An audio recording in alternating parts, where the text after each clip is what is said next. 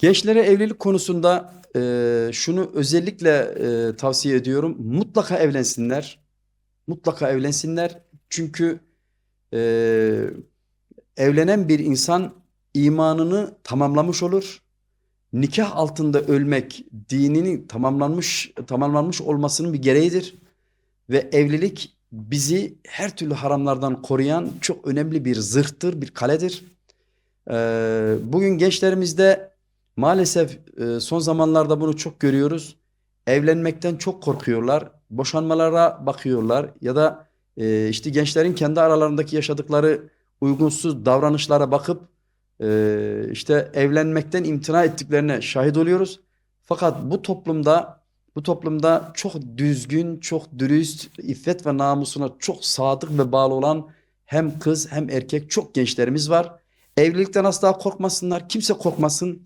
Çünkü evlilik Allah'ın bir emridir. Evlenenin Allah her zaman yardımcısıdır. Hani iki şeyin Allah birinci derecede yardım eder diyorlar ya, diyoruz ya.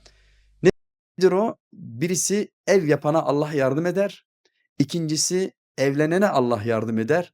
Dolayısıyla maddi imkanları, maddi sıkıntıları dert edip de evlenmekten imtina etmesinler, uzak durmasınlar.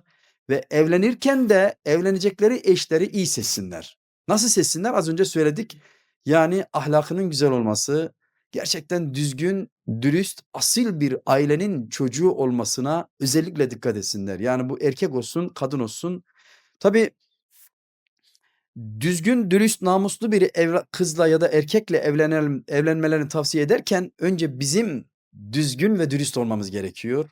Namus noktasında sadık ve gerçekten hassas olmamız gerekiyor ki kendimiz gibi birilerini arama noktasında hakkımız olsun. Aramaya hakkımız olsun. Dolayısıyla çevredeki gördükleri yanlış, kötü örneklere bakıp da kendilerine yazık etmesinler. Yani gerçekten evlilik sevginin doya doya yaşandığı, huzurun zirve yaptığı bir kaledir, bir evdir, bir huzur ortamıdır. Bunu mutlaka tatsınlar, evlilikten uzaklaşmasınlar ve evlendikten sonra da mutlaka 3 ya da 4 tane de çocuklar olsun. Çünkü biz yaşlanan bir nesil olmaya başladık yavaş yavaş. Dolayısıyla biz dürüst olursak, dinimizin emrettiği güzellikleri hayatımıza yaşamaya çalışırsak çocuklarımız da bizden daha üstün olacaktır. Yani kötü olursak bizden daha kötü olacaklardır. İyi olursak bizden yine daha iyi olacaklardır.